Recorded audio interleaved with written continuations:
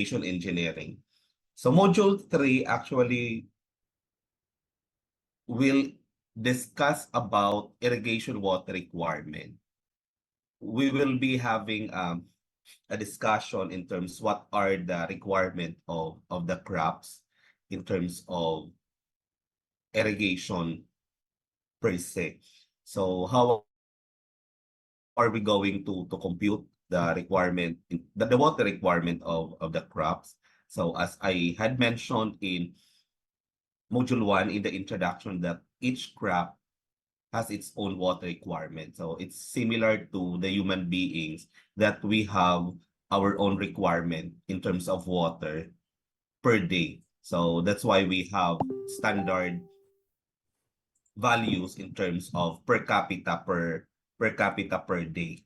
So as we go through with the discussion of module 3, what we have to understand is what are the needs of the crops.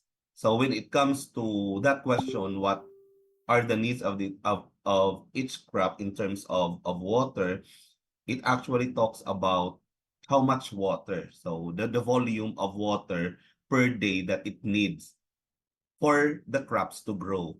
So of course, we are going to compute the whole duration of its growth. So there are crops that are actually can be harvested from planting period to harvest period in just few weeks or in just a month. But there are also crops that needs watering up to 3 months or even more than 3 months. So those are the different variables that we need to understand in this module. So of course, in every country, they have their own types of crops. So in the Philippines, we have our own, and the most common is actually because we are producing rice. And of course, there are so many root crops that are actually planted in between the planting and harvesting season of the major crops.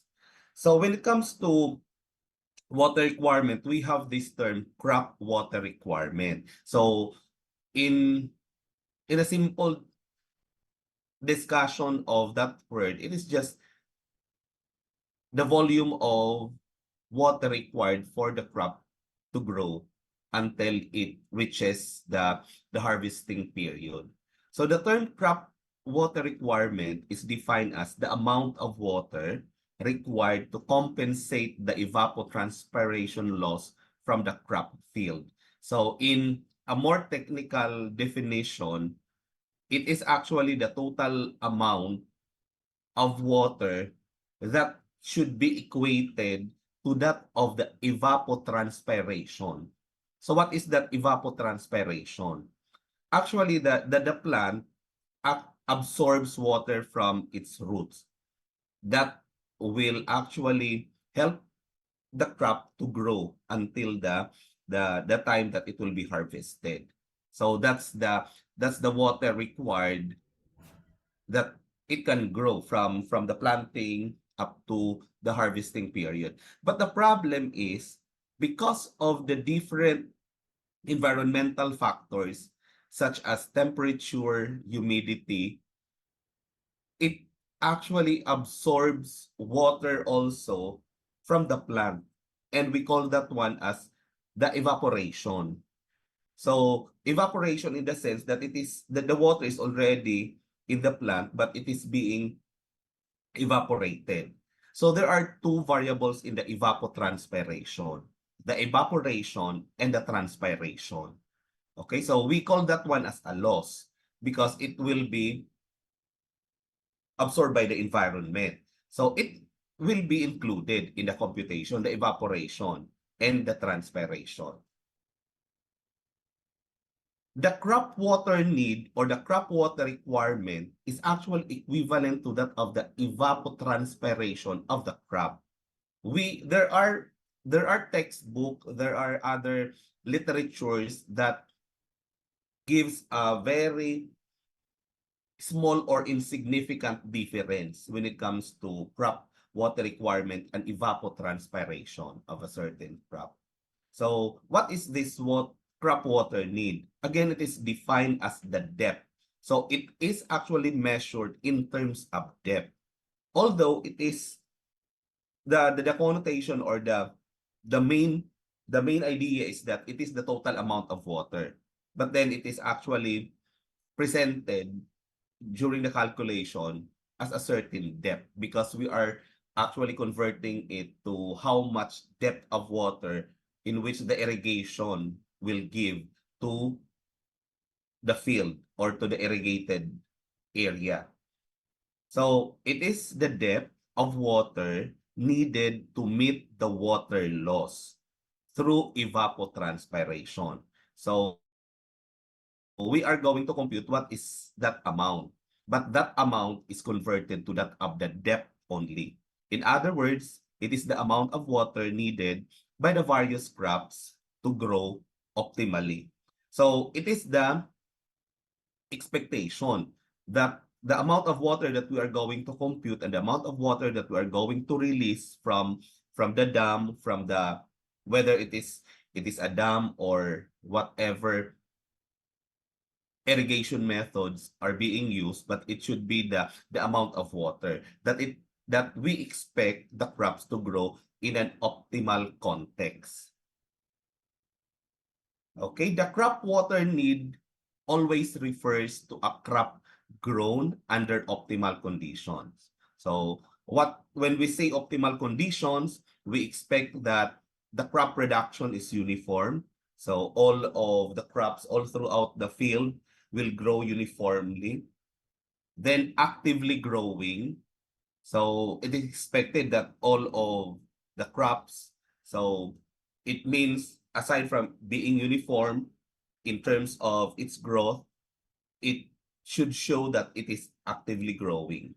Then completely shading the ground. So it should grow all throughout the irrigated land. And of course, we are expecting it that it will be free from diseases. So in terms of irrigation, of course, in terms of cost for the farmers, they always have to fertilize the area, put some insecticides and so on. That's part of the irrigation development. So, and of course, favorable soil conditions. So that's the one that I had mentioned in terms of fertility and watering the area that is being irrigated. The crop thus reaches its full production potential under the given environment. So knowing all that optimal conditions, we are expecting for a full production of course during the harvest period. So it is the expectation, it is the ideal scenario that when we give water to the field, it is expected to have that optimal condition of growing the crops. So the crop water need mainly depends on the following. So how we are going to, of course, we have theoretical equations, theoretical formulas to compute the water, the crop water requirement. But how they are affected, the computation. Number one is, of course, the climate. So during hot period or during dry period in a sunny day, of course, climate crops, in hot climate, of course, the crops that we planted in the field need more water compared to that of the cool climate. So if in the Philippines, we have two periods. We have the dry period and the wet period. So when you compute crops that are planted in the dry period during summer or hot weather, of course, the water requirement is more than compared to that of the water requirements of the crops that are being planted in the wet period. So that's why one of the factors that affects the water crop requirement is actually the climate. Second is the crop type. So, of course, each crop has its own requirement. So magkakaiba-iba ang water requirement ni corn, ni sugarcane, ni rice, and other root crops. So for example, the corn or maize or sugarcane need more water than those of the millet or sorghum. These are cereals in other country. So if it is in the Philippines, we can have it compared to that of the rice. So each of the crop that being planted, they have their own water requirement. Some siguro may mga ibang mga crops na they need more water compared to the other crops. May mga crops na pag nakatubo na, they don't need any more watering. So, pero yung mga crops, vegetables, or kung ano pang mga fruit bearing plants may require more water if they are planted in the dry period or yung mga crops na pang dry period no pang mga summer katulad ngayon yung medyo tag-init na so yung mga tinatanim ngayon medyo it needs more water. So the third factor that affects crop water requirement is the growth stage of the crop. So not of course not all crops have the same growth stage. No, yung sinabi ko kanina, some crops may be harvested after 1 month, no, 2 months. So the calculation of the total crop water requirement magkakaiba-iba. So kung matagal yung growth stage niya, of course the total water requirement needed for the crops to grow up to the harvest period medyo malaki-laki. No, so those are the different factors that affects the crop water requirement. So here are the factors affecting also the water requirement. So aside from those major factors. So number one is water table. No, ano yung role ni water table? Kung in the irrigated land, mataas yung water table, say from the ground surface less than 1 meter nandiyan na yung water table sa ilalim ng lupa natin, hindi mo masyadong kailangan mag-feed palagi ng tubig. Why? Because the roots of your crop, lalo na kung medyo mga deep-rooted, no, yung medyo malalalim yung pagtubo ng mga roots, it can reach the water table. Kung matatouch na ng roots yung water table, there's no need to give full water palagi. So we have to, as an irrigation engineer, no, in charge with that of yung sa mga computation of the water requirement, number one, to determine doon sa mga field na kailangan natin i-irrigate is to determine the water table. Then of course, climate, yung na-mention kanina, which is one of the major factors. Kasi iba yung computation of the water requirement during the hot season compared to that of yung mga tag-ulan, which is the wet period when we call it in the Philippines, no? So, yun yung malaking pagkakaiba sa computation. Then third one is the ground slope. Pag flat or yung even yung terrain, steady yung water. When you give water all throughout the field, naka-steady siya na yung tubig hanggang sa ma-absorb, hanggang sa ma-percolate papunta sa ilalim, hanggang sa baba, up to the root zone. So, kung sloping, medyo mabilis yung yung tubig once you release the water from your dam, tapos sloping siya, so medyo magkakaroon ng mabilis na pag nag-overflow, we call it sa rain as runoff. So mabilis siya ma-wash out in a certain area kasi yung tubig will go or will run through papunta doon sa lower elevation, no? Then of course, intensity of irrigation. So gaano ka dalas yung pagbibigay ng tubig in the irrigated area, no? So yun yung intensity. So there are percentages ng mga crops that is given in some of the literature sa mga tables that gives percentages per type of crop in terms of intensity. Then of course, type of soil. May mga soil kasi na mabilis mag-percolate yung tubig. Once you release water, ang bilis humupa kasi ina-absorb. Even just by gravity, na-absorb siya kaagad sa baba. So if that is the case, iba ang parang mas maraming losses yun. Why? Because those water that percolates immediately towards the ground papunta sa water table, lalo na kung mababa ang medyo malalim ang water table, hindi na siya magagamit because only those water that is within the root zone, yung nandun lang sa root area ng crops, ang nagagamit. No, pag lumampas na siya sa root zone ng crops, hindi na siya magagamit ng crops. Then it will go through na papunta doon sa aquifer system yung tubig. So iba rin yung mga type of soil that can hold water like clay kasi yung permeability niya, yung percentage of pores or porosity, yung mga spaces are not that large enough to absorb water immediately, no? So mas maganda yung mga ganong klase. Kaya yung mga sandy type of soil, no, medyo sand, yun yung mabilis mag-absorb kasi mataas yung porosity niya. So yung mga pores niya kasi hindi siya ganun ka-cohesive.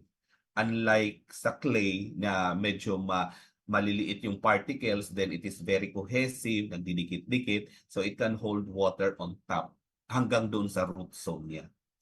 So, method of application of water. So, it also affects kasi depende kung paano dinidistribute yung water to the irrigated land, no? Kasi although we did not yet touch on the methods of irrigation, meron tayong tinatawag na surface irrigation, subsurface, we have also the sprinkler irrigation and many more. So, it could also affect in terms of computing the water requirement. Tapos, of course, sa mga farmers, iba-iba yung method of how they are going to plow their field, no? So depende 'yon. Pag medyo yung mga traditional pa dati na yung they use animals in preparing their land, in tilling their land, iba ang no requirement compared to that of the mechanized na kasi pag mga machines nang ginagamit in actual preparing the land, medyo even yung kaniyang pagkaka-till ng lands, no? So those are the factors affecting the water requirement.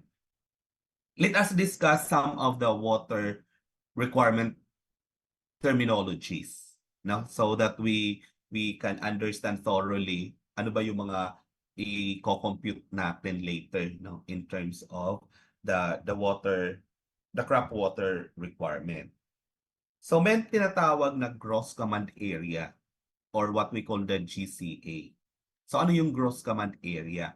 This whole area enclosed between an imaginary boundary line which can be included in an irrigation project for supplying water to agricultural land by the network of canal. When we say gross command area, it is actually the plant area in which it will be supplied by water. It is your design area.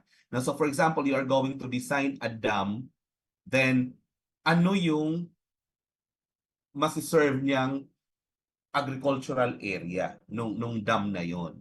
So, in the whole area kasi i-layout mo yung mga lateral canals, yung main canals para ma-distribute sa lahat ng area. So, you are going to make an imaginary boundary doon sa map na ito yung kanyang mai-irrigate.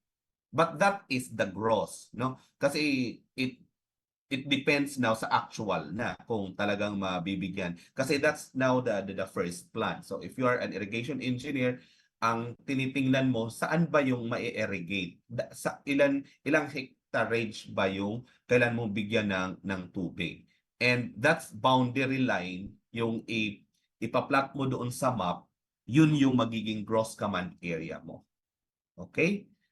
Second is unculturable area. From the word unculturable, so ito yung area na hindi tutubo yung mga crops, no? Hindi kasi in the of course in your gross command area there are cases na may area na talagang may part doon na hindi siya makakapagpatubo ng kahit anong crops. That's why this unculturable area are those area where agriculture cannot be done, no? And crops cannot be grown because of some reasons. Maybe because of yung number one, slope. Unless ayusin natin yung slope, no? Like, kasi there are steep na mga slopes. Pero kung iti-terracing mo, 'di ba, similar with that of the rice terraces, it's one method of actually irrigation, no, na you are going to do the terracing. Pero kung walang ganon, hindi ka makakapag-plant mismo kung very steep yung slope. Another thing is the type of soil, no? So all throughout a certain hectarage of agriculture land, not all are actually good for agriculture. No, meron doon mga areas, especially for near rivers na yung river na yun is near the mouth of the river na, which is the connecting areas between the ocean and the river. So salty ang area na yun. So there are crops that are very sensitive to salt, no, to sodium chloride, and that's why in irrigation salinity is also important. Mini-measure sa soil ang salinity tsaka sa water na ibibigay mo kasi depende yan sa crops na patutubuin. Baka masyadong sensitive at hindi tumutubo pag medyo saline or may kahit konting salt lang ang tubig. Okay? So ano pa yung mga sample ng unculturable area? These are the marshy lands. No, yung matubig-tubig na wala na talagang tumutubo doon kasi all throughout the year talagang para siyang marshy yung buong area. Then those barren lands, of course lakes, ponds, no? If there are forests, tapos may mga villages. So, in your area, yung cross command area mo, marami doon yung mga magiging unculturable area because of those. So, those are just some of the examples. The third one is culturable area, which is the opposite of the number 2. So, ito naman yung area where agriculture can be done satisfactorily. So, from your gross command area, ito na yung magiging culturable area na may possibility that the people there or the farmers can grow their crops. No, yun yung magagamit na nila for agriculture. So for that, we have the number 4. We have the culturable command area. Ito naman yung total area within yung irrigation project mo, yung sa area ng gross command area, wherein cultivation or agriculture can be done. And of course, crops can be grown. So, hindi talaga total. From the gross command area, hindi lahat yun mai-irrigate because of the unculturable. So, pag tiningnan mo na, nasan lang ba talaga yung cultural command area? And those areas should be delineated in the map. Dapat ma-shade mo siya na ito yung ma-irrigate at mako-cultivate. May possible na the crops can be grown by the farmers kasi yun yung potential for irrigation. So number 5 is the intensity of irrigation. Ano yung intensity of irrigation? It is actually defined as the ratio of the cultivated land for a particular crop to the culturable command area. So i-divide mo lang si cultivated land, yung kinultivate na actual. So it is the actual area na nakapagtanim talaga ang mga farmers. Divide it by the culturable command area. Kasi yung area na na-identify mo na it can be potential for farming, for agriculture, sometimes hindi yun hindi yun talaga na natataniman naman lahat, no? Expected if the intensity is 1, ibig sabihin yung cultivated area over the culturable command area are the same. So ibig sabihin yung mismong culturable command area nataniman lahat. So yung intensity mo is 1. So that's why intensity of irrigation is sometimes presented in percentage. So if it is 100%, if you multiply 1 by 100, it is 100%. Ibig sabihin, yung buong culturable command area na cultivate, tapos na taniman ng lahat ng mga farmers. So, i-identify din natin yon. Kasi why? Because in terms of losses, syempre yung dam natin, pag ino-open natin yung gate to release water for irrigation, no, para na sa agricultural area, para dyan sa culturable command area. So, dire-diretso yan. Hindi naman yan magsasabi na titigil ako doon sa area na walang tanim. So, once you release, all water will go through the main canal, tapos magde-distribute siya sa mga lateral canals, no, sa mga sub-canals, tapos i-release na niya sa buong area. Others will be using pump, siguro to pump water from the main canal, papunta naman doon sa kanilang field. Paano kung ang ibang area hindi na cultivate? That's why the intensity of irrigation is very important kasi it is part, kung hindi siya 100%, it will always be part of the losses. Sayang naman, bigay ng tubig, but then yung ibang area pala, hindi pala na-cultivate. Okay? Then, number 6 is time factor. Ano naman si time factor? Time factor is the ratio of the number of days the canal has actually been kept open. No, so yan yung computation ng number of days na when you compute, no, all throughout sabihin natin, yung crop na yon na tinanim sa buong agricultural area can be grown up to 30 days. So sabihin natin 1 month. No, so ang tinitingnan natin, ilan ba yung araw na naka-open yung kanal, na inopen mo yung gate to release water doon sa mga main canal mo and lateral canals. So, it is the ratio of that number of days to the number of canals, the number of days the canal was designed to remain open during the base period. So, yung pag tinawag natin na base period, yung duration nyo ng pag-grow ng crops up to the last day na i-harvest na siya. So, for example, in-expect natin yan na 30 days, so dapat 30 days talaga siya palaging open kasi araw-araw mag-feed ka ng water. Pero baka may mga time na hindi ka mag-open dahil umulan, no? There are typhoons, there are rainfall event na sa tingin ng irrigation engineer, it will suffice with the water requirement, so i-close mo siya, or there are some reasons na hindi ka na magbibigay ng tubig kasi sufficient pa yung depth of water all throughout the field. So yung ratio na yan, it is daw the time factor, no? So yung number of days na actual open yung canal and the design. So the actual over the design number of days. Okay? Number 7 is the capacity factor. Ano yung capacity factor? So again, it is the ratio of the average discharge. So, ano yung average discharge? So, every time you actually give water, so you measure the discharge. Then, for a month, every day may discharge kada araw. So, you will be having 30 days different discharge.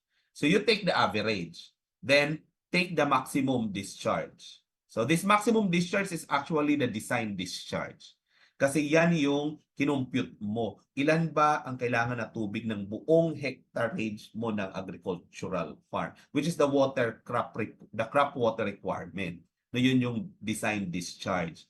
So yun yung pinaka-maximum mo. So you just divide the average. You take the average of the 30 days na araw-araw kang nagbibigay ng tubig, then divide it by the maximum, which is the design discharge. Okay? Kung titingnan mo, sina time factor, capacity factor are all the same in terms of the actual over the design. Okay?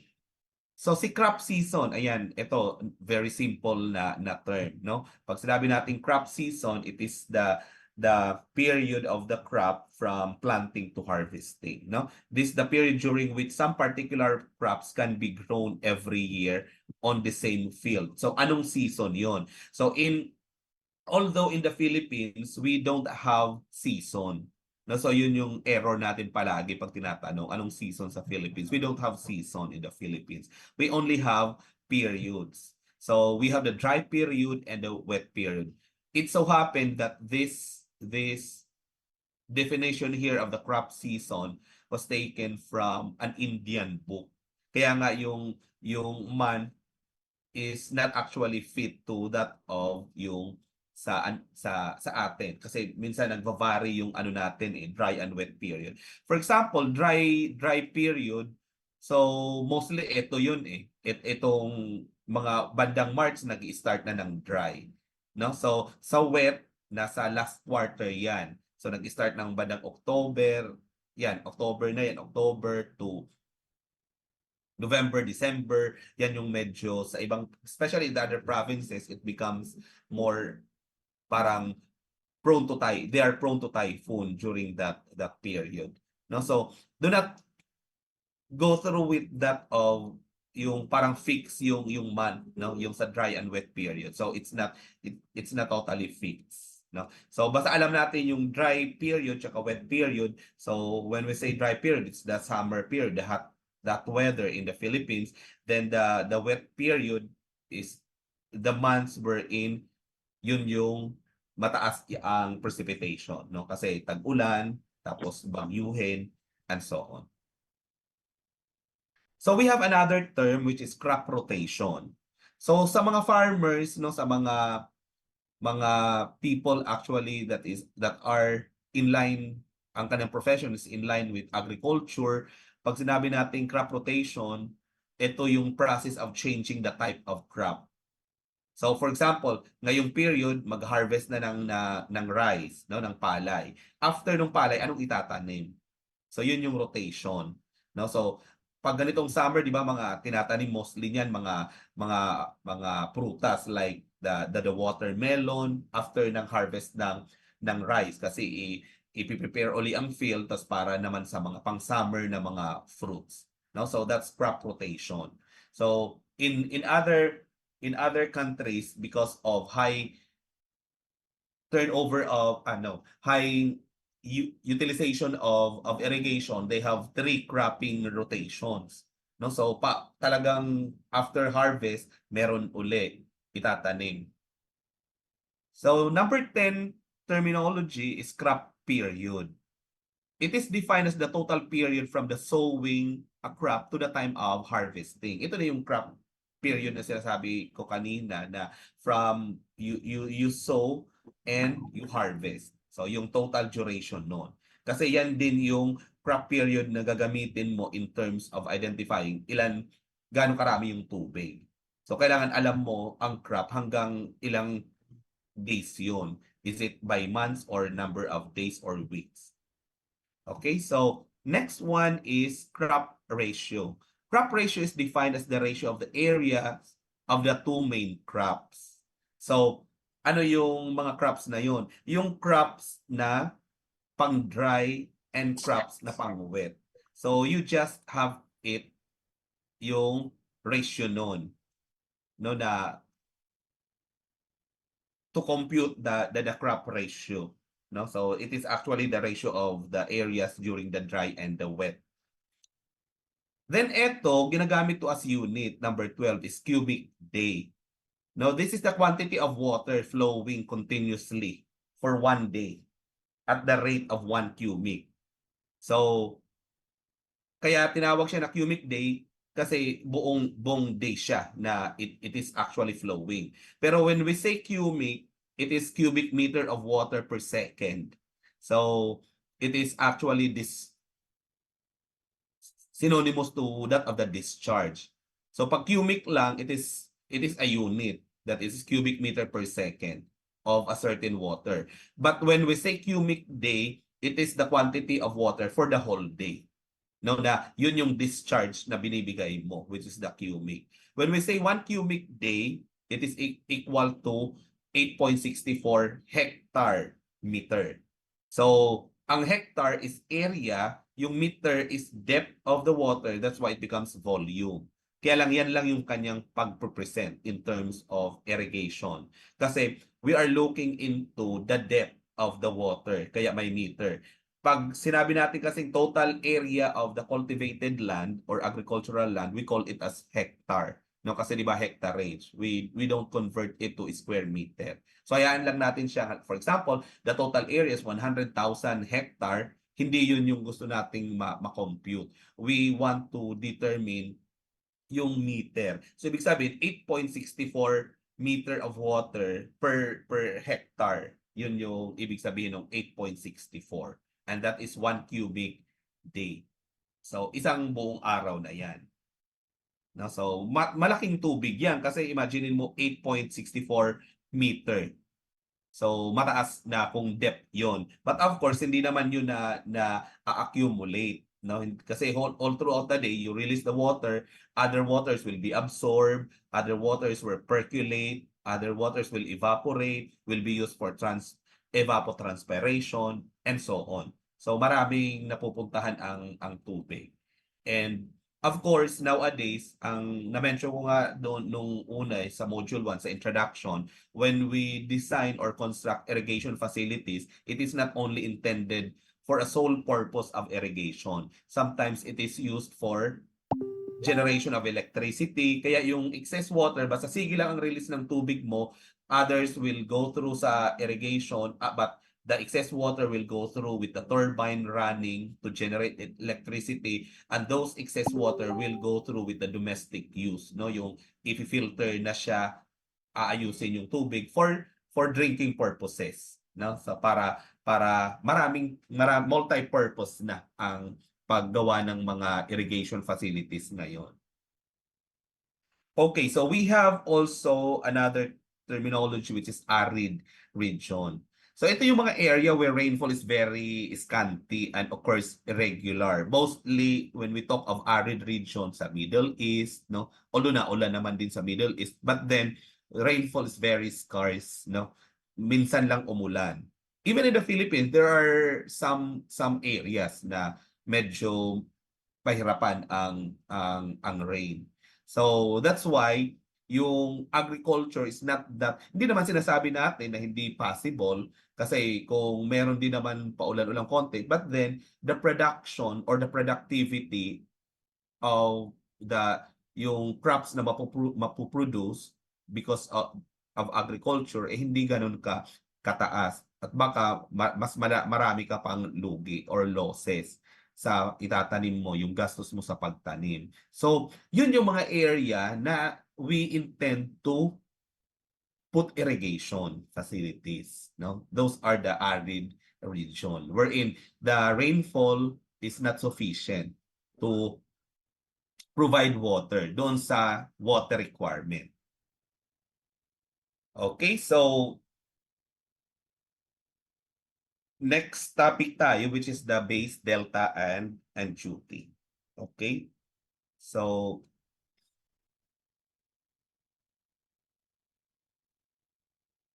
mag-break muna tayo ng 5 minutes. I'll stop share muna. So health break muna tayo. And para makapag-rest, yung iba gusto mag-CR, pwede muna mag-CR.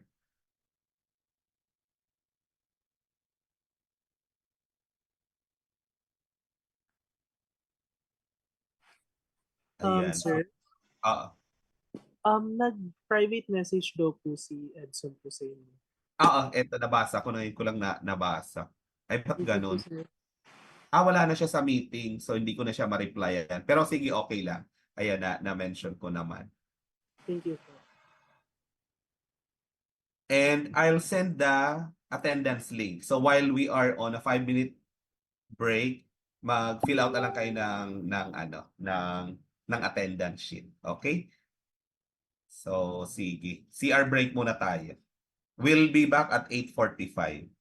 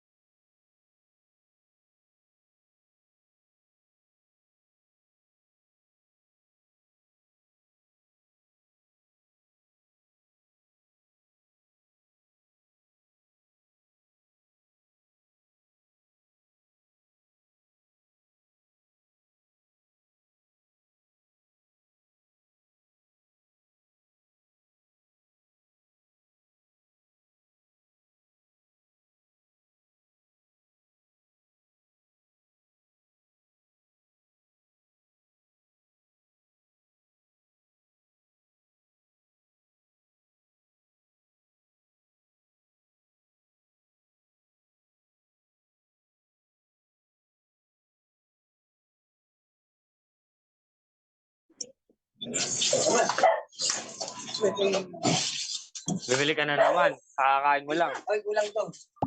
Ay, isang daan pa. Sandal na rin mo. Wala kasi kwenta sa wallet ko. Ay, sino kuha? Hindi ko alam. Diyo ka naman.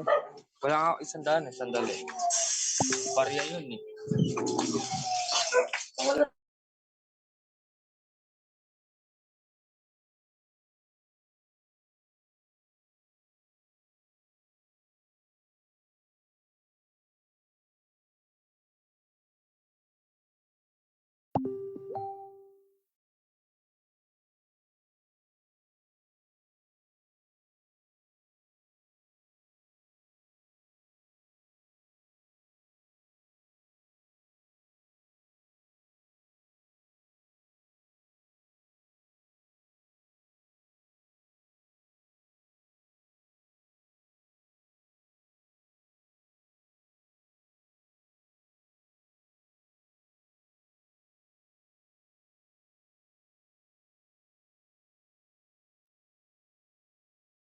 Okay, so let's continue, no?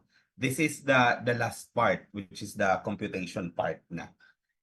So in irrigation water requirement, we have the three important terminologies in terms of how you're going to compute the total water required for the irrigated to be the area to be irrigated. These are the base, delta, and duty. So himay-himayin natin ano yung base kasi the computation is not that simple na you just follow a certain equation, but you have to do the analysis kung ano yung ibig sabihin ng base, delta, tsaka duty. Okay? So let's start with the base. When we say base, it is actually the period from the first to last watering. So ito yung pagkatanim mo hanggang sa pag-harvest. So last watering of the crop just before it's yung, of course, kung i-harvest mo na siya, hindi na siya, yung day na yun, hindi na kasali kasi you are going to harvest it, which is the day of maturity. It is also known as the base period. So it could be called as base or base period. So the symbol that we use is actually B. And it is actually mostly it is expressed in number of days, except for other literatures and books. No, some of the irrigation engineering books, they have the tables. No, so for example, as shown, yung mga kilala nating mga crops, for rice you have 120 days. So pag 120 days, that is 4 times 30, so that is 4 months. No? The same with the wheat kasi pareho yan mga cereals. So corn or maize, it is 100 days. For cotton, 200 days. For sugarcane, 320 days. So ibig sabihin, all of the crops have already the base period. So, kumbaga known na 'yan, hindi yan unknown. So, dapat nakikita na yan sa mga tables, no? Sa mga available books of irrigation. Actually, mas kabisado 'to ng mga pure agriculture na mga students, no? So, yung sa agricultural engineering and BS agriculture. Of course, sa ating kasi sa civil, we are into the mostly on the construction of the facilities, but we are in charge of the design of the reservoir, no? Yung pag sinabi nating reservoir, that is the total storage of water. Yung pag nilak mo siya by the dam, yung total water yung sa likod. And we compute that one because that water na nandoon sa reservoir mo is actually the total water that the the land to be irrigated or the area to be irrigated, yun yung yun yung required na water niya, no? So doon natin kino-compute. Kaya yun yung tawag sa base.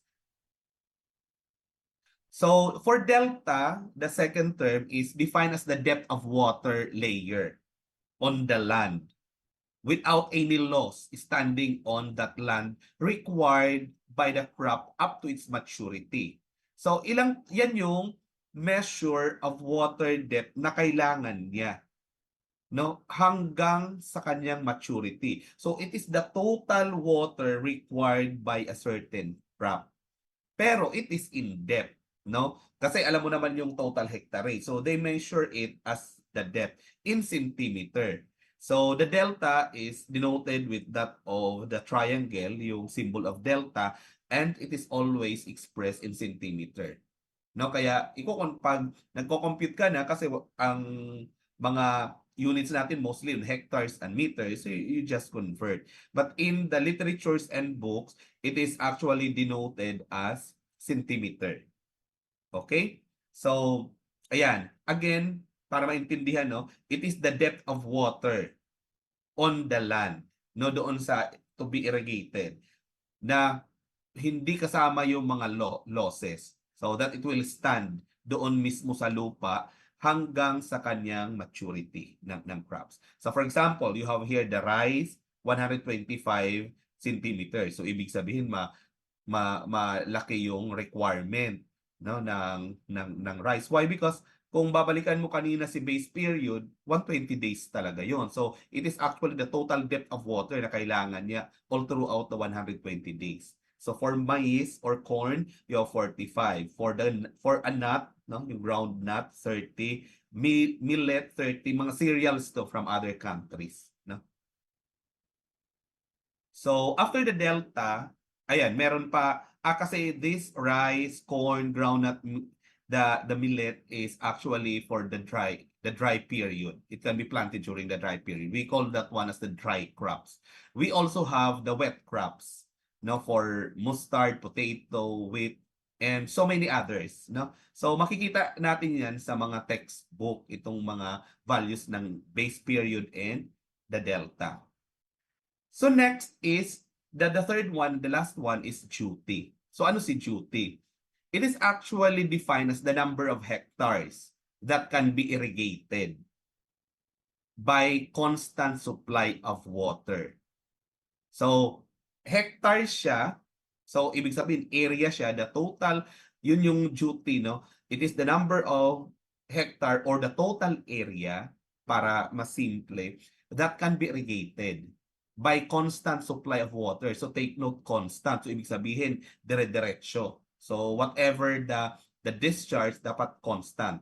Dire-diretso yung discharge na yon. Water at 1 cubic throughout the base period. So ano uli yung cubic? It is actually the cubic meter per second. So ibig sabihin, yung 1 cubic meter per second, it is actually discharge. Dapat constant siya. So it is the total number of hectare in that 1 cubic all throughout the base period.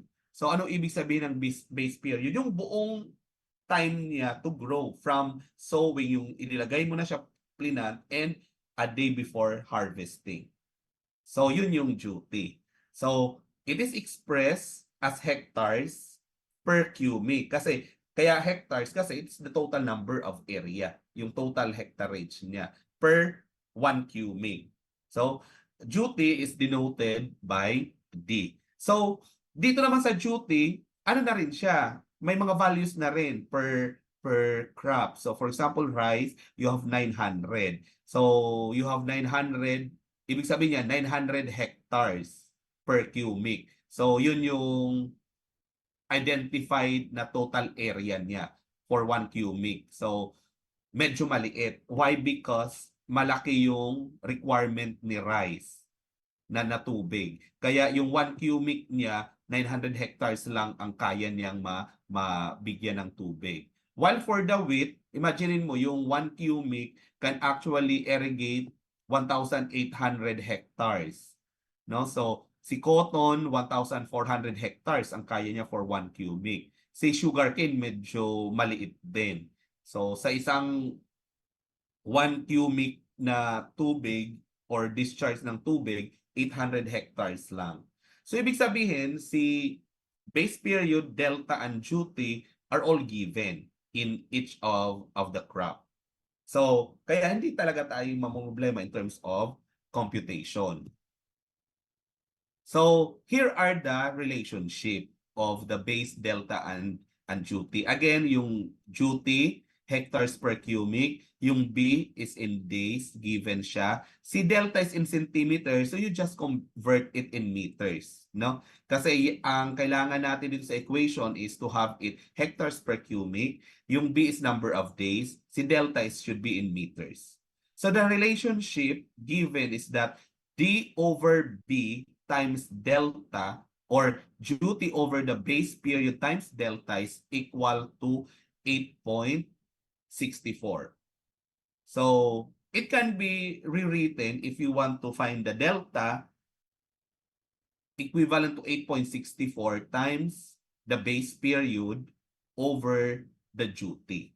No? So, yan lang. Ganyan lang kasimple yung ating equation, which is actually the relationship of the three parameters. Okay, so let's have this first problem. A channel is to be designed for irrigating 5,000 hectares. So, merong isang channel. When we say channel, it is, kasi di ba sa hydraulics, tunyo, you have the open channels, no?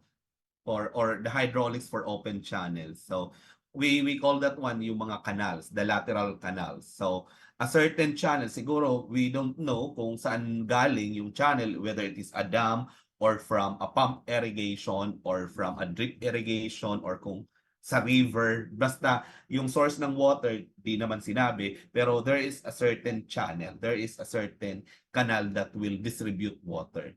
So that channel is designed for irrigating 5,000 hectares in dry season and 4,000 hectares for wet season. So, there are two different types of crops, no? Yung crops na sa dry season, so kaya daw nung channel na yun makapag-irrigate ng 5,000 hectares. But for wet season, 4,000 hectares ang kaya niyang i-irrigate. Okay? The water requirement for dry season and wet season are 60 centimeter and 25 centimeter respectively. So, you have there, actually, yung yan na values for water requirement is actually your discharge, which is equivalent to the delta. No? So, yan yung requirement, water requirement daw. So, yung water requirement pag dry season is 60 centimeter, sa wet season, 25 centimeter. Mas mababa sa wet season kasi konti na lang ibig sabihin yung ibibigay mong tubig because of there are siguro may mga Bakit? Kailan mo nakausap si Ponggay? may mga time na uulan or may ibang source ng water. Okay? The base period for dry season is 3 weeks and for wet season is 4 weeks. So yung itatanim daw na crops no sa dry season, 3 weeks siya. So 7 times 3, so yun yung number of days. Pero sa wet season, yung itatanim nilang crops, it will take to 4 weeks, no? So 4 weeks, so 4 times kung gusto mo i-convert sa days, so 4 times 7 days. So determine the discharge of the channel. So ibig sabihin, tinatanong tayo ngayon, gaano kalaki yung nire-release na tubig? So that is the discharge. So it is in cubic meter per second ng channel na yon, for which is to be designed. Okay? So sige, himay-himayin natin, no? So this is how we do the calculation. Everything are all given in the problem. So from the relationship kanina in the previous slide, delta is equal to 8.64 times the base all over the duty. Ang una natin i-compute is the discharge for dry season kasi ang tinitingnan dito is the design discharge. So take note that the design discharge will always be the highest discharge, no? So kasi pag sinabi natin discharge, yun yung gagamitin natin to design yung dimension ng kanal, yung dimension ng channel, no? So kung babalik ka doon uli sa hydraulics to nyo, if you still remember, you have there the design of the canals, the channels, which is the B times D, no? Yung base tsaka yung height ng kanal mo. And that actually is connected to that of the discharge. Kasi kung gaano kalaki yung tubig na i-release mo, ganon din kalaki dapat yung dimension if it is rectangular. No? So yun yung titingnan natin. So ang ginagamit for that design is of course yung malaki. And definitely, that is the design discharge during the dry season. No, hindi naman pwede ang mag-adapt yung wet season kasi kung titingnan mo, mas maliit yung requirement ni wet season. So kung ano yung design mo sa dry season, yun na ang kanal mo rin for the wet season or the wet period. Okay? So given yung delta sa problem na 60 cm for dry season. So mataas yung requirement. 60 cm, if you are going to convert that one into meters, it is 0.6. So you just divide it by 100. So 0.6 meters ang delta. Then yung base period, kung titingnan mo, ang sabi, sa dry season daw, 3 weeks. So 3 times 7, it is 21 days. So, compute natin yung duty kasi yan yung hindi binigay, no, sa problem, which is the total hectarage, yung total area per discharge. So, hectare per 1 cubic meter per second. So, from this equation na yung 8.64 times B over D, so i-cross multiply lang natin. So, ilagay natin si D, which is the duty, ang mangyayari, 8.64 times the base period, 21 days, itong 21, all over the delta. Ano yung delta? 0.60. So, if you're going to multiply 8.64 times 21 over 0.6, duty now is 302.4 hectares per 1 cubic meter per second.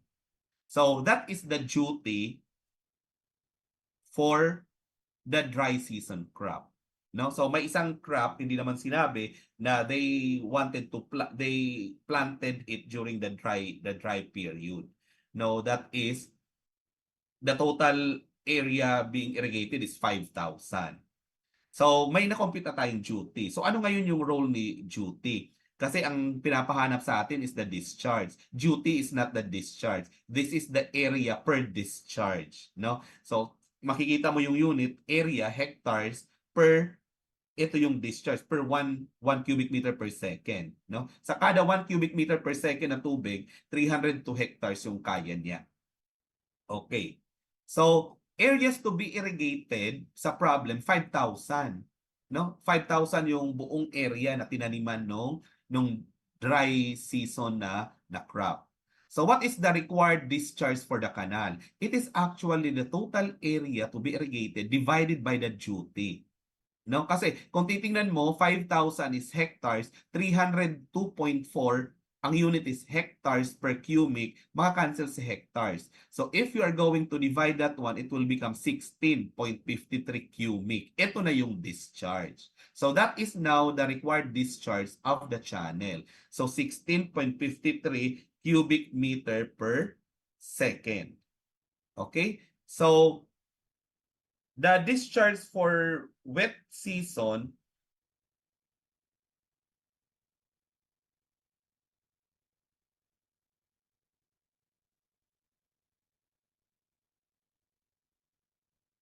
Ayan, just wait lang, may message lang. Okay. So, kung titingnan mo, i-compute naman natin yung sa discharge just for comparison, no? So, discharge for wet season crop. So, si discharge ng wet season, ang delta niya is 25 centimeter. So, convert it to meters, it will become 0.25 meters.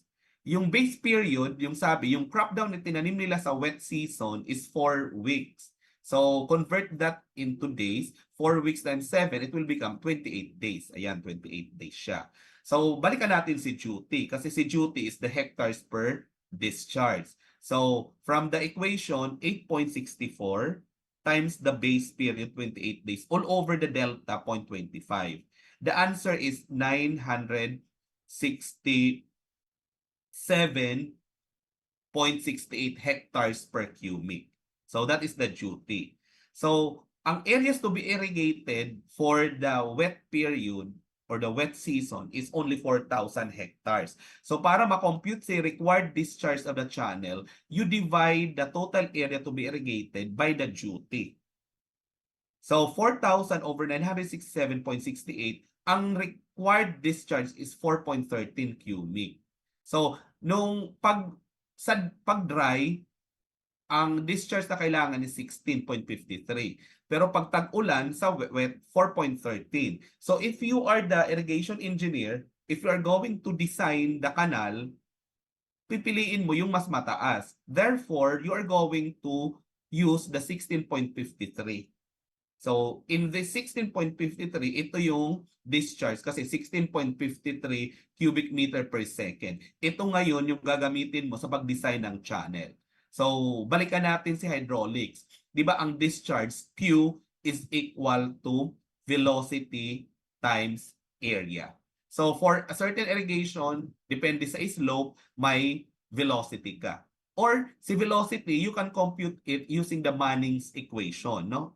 Kung nare-recall nyo pa si hydraulics. So, si Manning's equation naman, mako-compute mo si velocity if you have the material. Kung concrete, kasi nakadepende sa N, no? Yung N or the Manning's value, yung roughness coefficient. Tapos yung slope ng kanal mo, given naman yun sa mapa kung paano mo ipapa-slope. For example, slope is 0.001. So you have the Q, you have the velocity, yung area na lang ang hanapin mo. And that is now the area of your channel or the area of the canal. So yan yung gamit nito ng pagko-compute dito sa irrigation. So, it is connected with that of your hydraulics too. So, pag nag-compute ka na ng kanal mo na given yung irrigated area and the duty, tsaka base period, tsaka si delta, you can actually now go back with the hydraulics for you to design the dimension of your canal, of your channel. Okay? So again, we have a second problem. So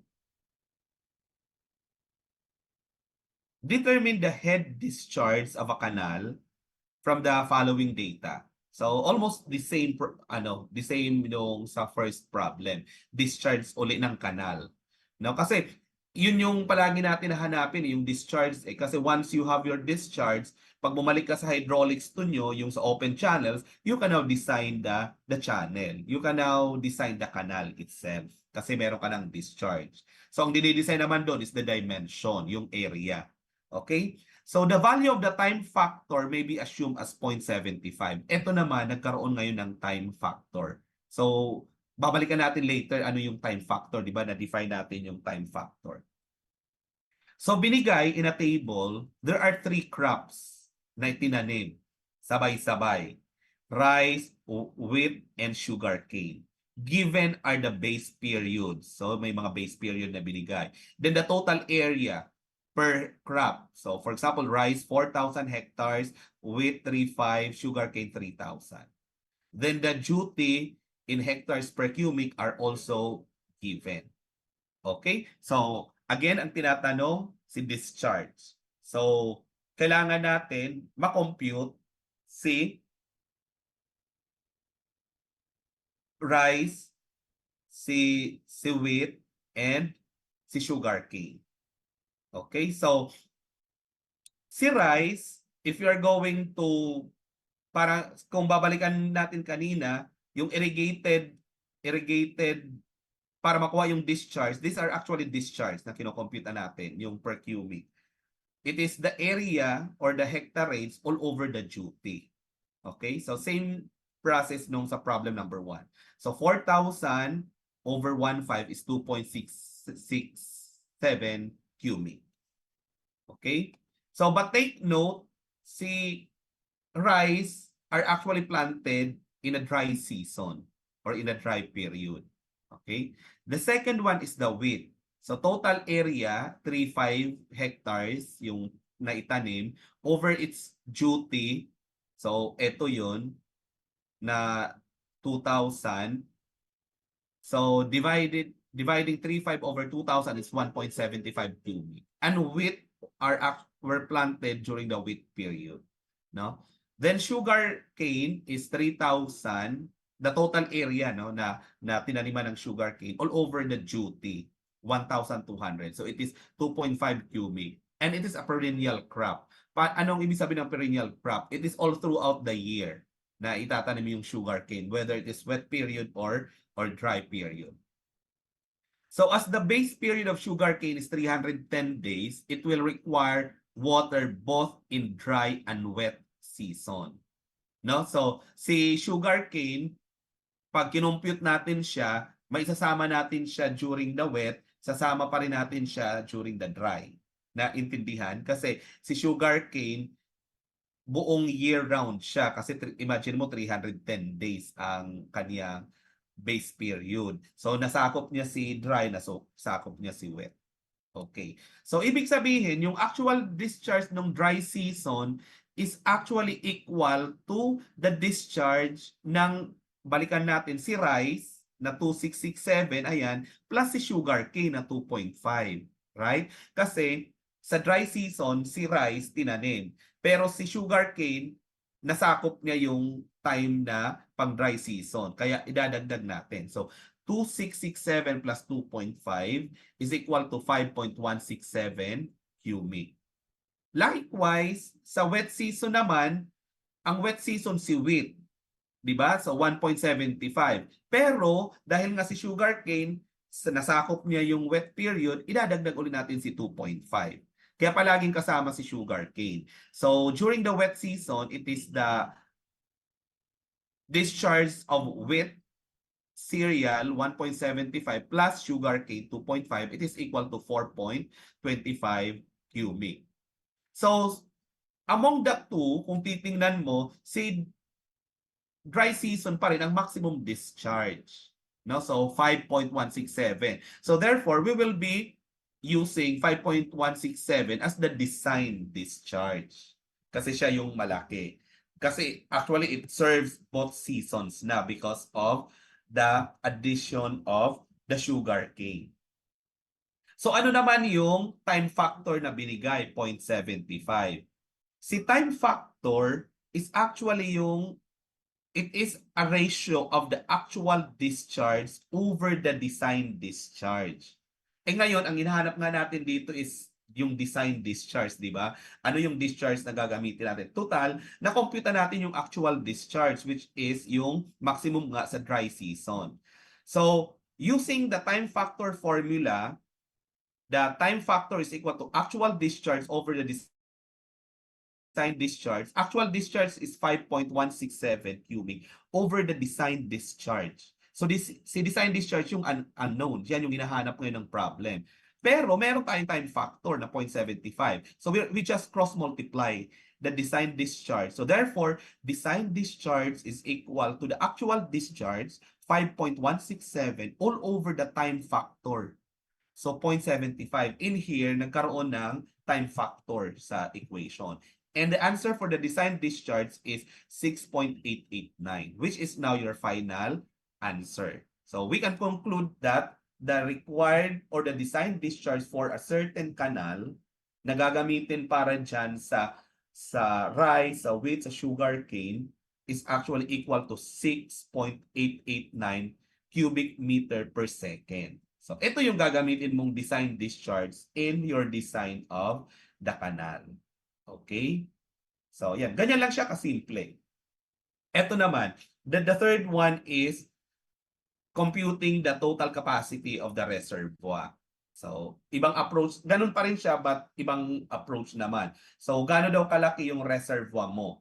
Pag sinabi natin reservoir, yung storage area, no? Gaano kalaki yung storage na yon para maipon natin yung tubig na kailangan, no? So, find out the capacity of the reservoir from the following data.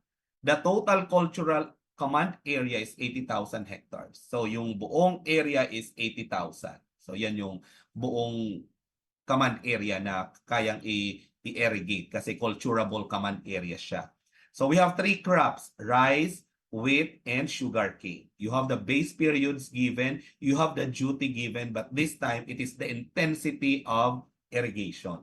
No? So, babalikan natin yung definition kanina ni intensity of irrigation. Pero may isang assumption na naman. Assume that the canal and reservoir losses, kasi may mga losses din naman yan. No, si canal, all throughout, may mga loss yan. Sa reservoir mismo, there are other losses. It could include evaporation, no, or penetration ng water do pababa sa depende kasi sa soil type and cold losses. Sa canal, ganun din. Pag nagta-travel ang water all throughout the canal, pag mainit, there are evaporation, then there are friction losses, and so on. Those are the different losses. Kaya, dadagdagan natin, yung mako-compute nating volume. So, may 5% na sa canal, may 10% sa reservoir. Okay? So, let's solve this one. So again, using the relationship delta is equal to 8.64 times base period over day, ko-compute natin yung delta ng bawat crop. So delta for rice, 8.64. Given naman si base period ng rice which is 120. All over the duty of rice, ayan, 1.8. Nasa baba naman yung table. So it is equal to 0.576 meters. So yan yung depth of water required for rice. But take note, yung depth na yan is for the whole base period, for the 120 days. No? Delta for wheat is 8.64 times ano yung base period ng wheat, 120, all over the duty ng wheat, which is 2,000. So simplifying, the delta for wheat is 0.518 meters. So delta for sugarcane. So again, 8.64 times 320, which is the base period of sugarcane, divided by 2.5, which is the duty for sugarcane. So the delta for sugarcane is 1.106 meters. In this problem, take note, binago-bago ko lang. So ibig sabihin yung base period, duty are theoretical. It's not the actual, yung talagang totoong mga values ng base period and duty as per crops. No? Kasi nilaro ko na lang yung mga problems 1 and 2, tsaka yung 3. No? But definitely, when there are problems like this, we are going to solve for volume of the reservoir and design discharge. The base period, duty, and delta are all given in a certain table na nakuha siya based from the actual, no? Parang may research being conducted to compute those things. Siyempre sa tagal na may agriculture, so na-compute na nila yon. Okay? So na-compute na natin yung mga delta ng tatlong crops, rice, wheat, and sugarcane.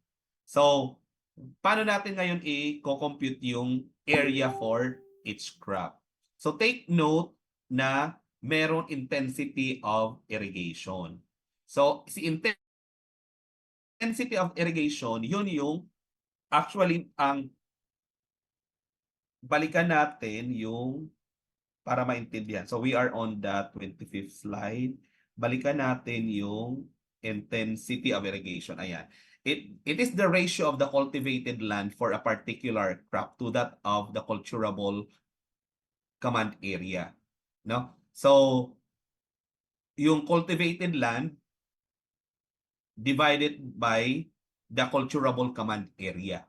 No? So, ilan lang ba yung na-cultivate with respect to the overall culturable area? So, kung titingnan natin,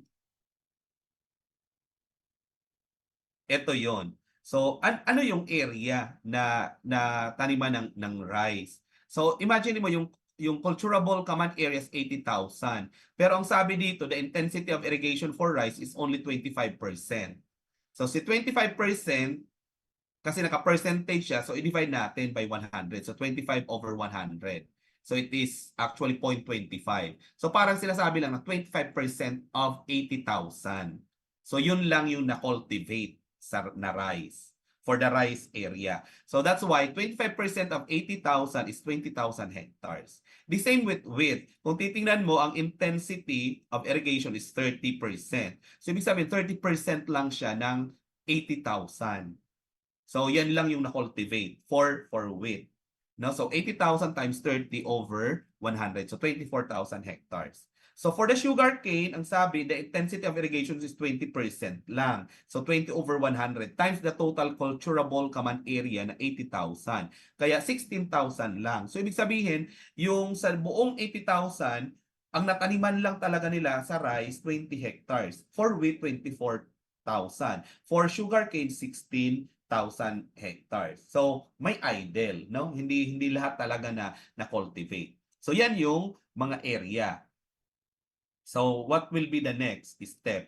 So, we have here relationship in terms of volume. Volume is actually the area, no? Yung area na cultivate mo times the delta. Kasi si delta is actually in meters. So yun yung depth ng water. Gaano kalalim yung tubig. Pero yung lalim na yun, take note ha, yung sa buong base period yun, hindi yun sa isang araw. Sa buong base period. So it is the total water sa buong period niya from planting to harvest. Then the total area, yung area lang na na-cultivate. Kaya we can compute now the volumes. So volume for rice, 20,000 yung area times yung kanyang delta, 0.576. So it is now equal to 11,520 yung area hectares si delta meters. Kaya hectare meter. No? Same with the width. 24,000 yung area, ang kanyang delta is 0.518. Kaya meron kang total volume na 12,432. Then for the volume of sugar cane, area na na-cultivate is 16,000. Tapos, ang delta niya is 1.106. Kaya you have a total of 17,696. So yan yung mga total volume ng tubig na kailangan per crop. So ito total natin kasi sabay-sabay yung itinanim. So the total volume of water required is 41,648 hectare meter. So yan yung kailangan nating tubig. And yan yung kailangan natin maipon doon sa reservoir. Kasi yan yung kailangan na tubig all throughout the period, yung base period from planting to harvesting of rice, wheat, and the sugar cane. Kaya lang, di ba, we have to consider losses. So, from this 41,648, we will add another 5% kasi this 5% is the loss, mga nawawala, no? Yung mga nasasayang in terms of canal losses. So, the water required at the head canal or with that of the canal loss is 41,648 times an additional of 0.05, kaya 1.05. We will multiply that one by 1.05. So the total now, 43,730.40 hectare meter, considering the canal losses. Ngayon, meron pa uli. We are asked to consider the reservoir losses. So this is reservoir loss, no? It's not a canal loss. So, palitan ko lang muna. So, para hindi kayo malito. This is considering reservoir loss of 10%. So, ayan. If you are going to consider 10%, so dadagdagan natin ng 10%, yung 43,000. So, the previous volume is 43,730.4 times an additional of 10%. So, 1.1. So, pag multiply mo, it will become 48,103.44 hectare meter. And this is the final answer. This is the total volume required for watering of the three crops in the whole base period of the three crops, no, nung rice, wheat, and sugar cane. So, ngayon, yung buong tubig na yon na kailangan natin ipunin yon sa isang reservoir, sa isang storage area para safe na tayo na sa buong duration ng planting to harvesting ng mga crops na yon, bibigyan siya ng tubig, umulan man or hindi. Okay? So, ano yung tinatawag natin na reservoir? Ito yung reservoir of a dam. If it is a dam, kung yan yung dam natin. So, itong total volume dito, nako-compute yan, pero aalamin mo muna kung ano yung total, yung gross command area ng buong province, kung province man yun or locality or ilang municipality ang ma-irrigate. So, kailangan matotal mo yung mga hectares ng mga crops and you have to determine ano yung mga crops na tinatanim. No, yun yung mga kailangan data mo. Ilang hectares ng rice ang tinatanim sa buong area para ma-compute mo yung total volume. At ito, yung ifa-flood mo. Kasi pag nagtayo ka ng dam, so dapat mako-compute mo siya. Kaya malalaman mo yung height ng water on this site, in this reservoir. Gaano kalalim yan. So kung malalaman mo yung highest flood line niya, yung the highest water level, yan na yung magiging consideration mo in the design of the height of the dam. Of course, magkakaroon ka lang ng freeboard, no, may allowance siya on top kasi para hindi siya mag-overflow. Of course, we design dams also na overflowing kasi there are cases na magsosobra yung tubig, especially during typhoons or heavy rainfall event. So, mag-overflow siya. Kaya we design dams to, especially for concrete dams, no, not for earth dams kasi hindi natin dinidesign mga earth dams for overflowing condition. Okay? So, ayan, I hope you had understand all the discussions and the computations. Okay? So, for that, yung asynchronous time nyo, I'll be giving you an assignment number 1. So it is similar to the problem number 3. So just follow the procedure. You are going to compute the reservoir capacity. So it means the total volume of the reservoir that it can hold given the following data.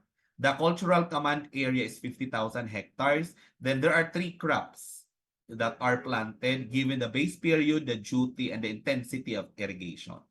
But you are going also to assume canal losses 5%, reservoir and other losses 10%. Okay? So you're just going to have it in your paper, then convert it in a PDF, tapos ibibigay ko sa inyo yung link. You're just going to upload, no, doon sa folder na yon. So no need to submit the paper, no. So anyway, ibibigay ko naman to sa inyo na PowerPoint after this session. Okay, so yan yung assignment niyo for this week.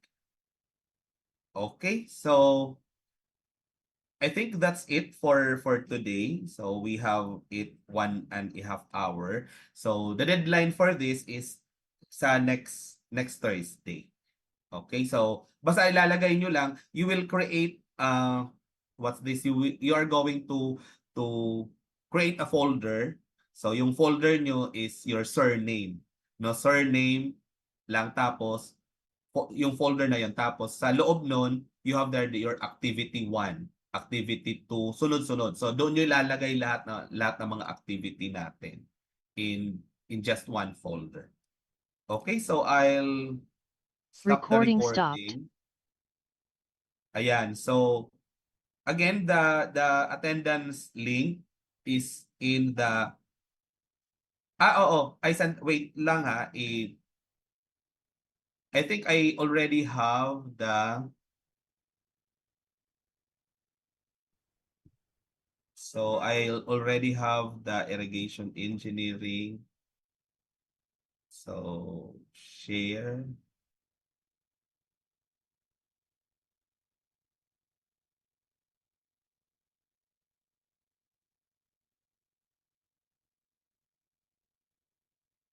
Okay, so ayan yung drive wherein I save the videos.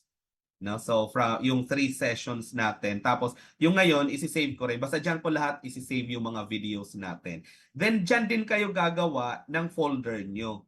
So, wag nyong buburahin kasi naka-editor kayo. Baka mabura nyo bigla yung videos. So, basta doon sa after the video, you create now your own folder. So, ang folder nyo is your surname na lang. So, kung may dalawang magkaparehong surname, ilagay nyo surname and your name. Pero pag wala ka namang kaparehong surname, so surname lang para naka-arrange siya alphabetical. Ayan, so handwritten po yung assignment. 1. Pwede siyang handwritten, pwedeng typewritten kung saan kayo mapapadali. So if you opt it to, or if you have it handwritten, so you take the picture then convert it to PDF. Tapos i-upload nyo.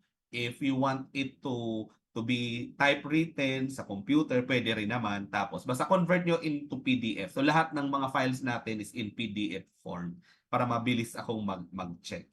Okay?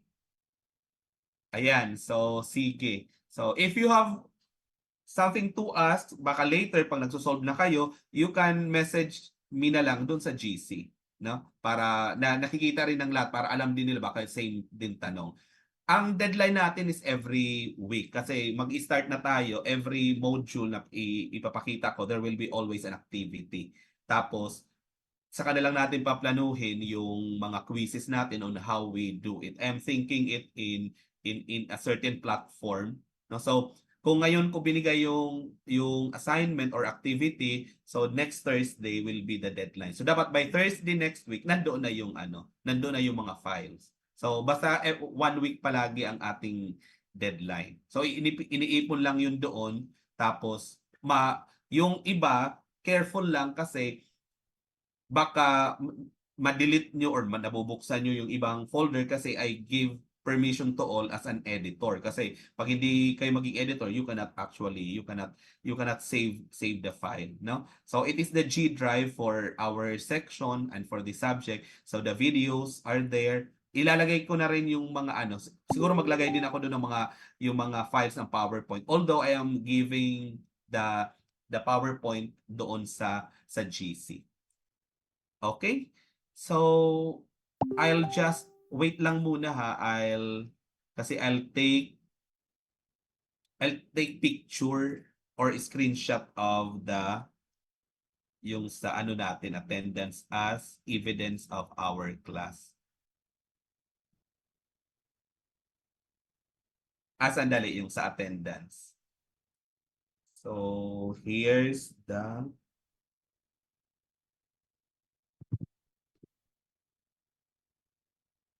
So wait muna.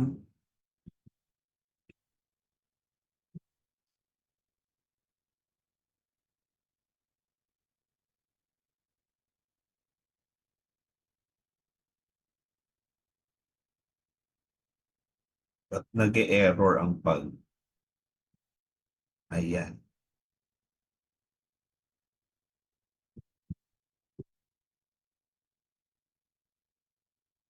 So for the attendance, wait lang.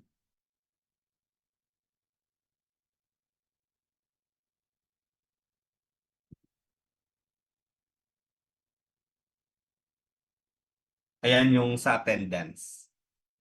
Yan yung link.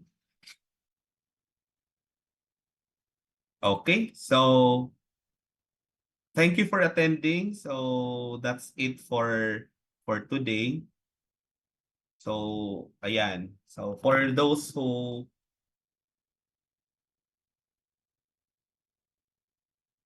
actually don't know me yet, kasi I am just starting my full-time duty as professor in the CE department. So ayan, nag-open ako ng camera. Hope to see you in a face-to-face. I am always, kahapon nandun ako sa school for a meeting. Then every Saturday I am there whole day up to 6 p.m. kasi may mga face-to-face classes ako in hydraulics. So you can approach me anytime pag nasa office ako na kayo yung student ko for in irrigation, para naman makilala ko kayo.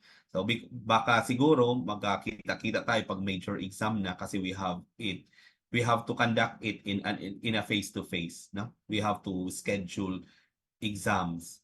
Okay, so ayan, thank you. So don't forget to fill out the attendance, then the PowerPoint, the link to the videos are given. Ibibigay ko rin siya doon sa GC. Okay, so thank you again. So I'll end the session.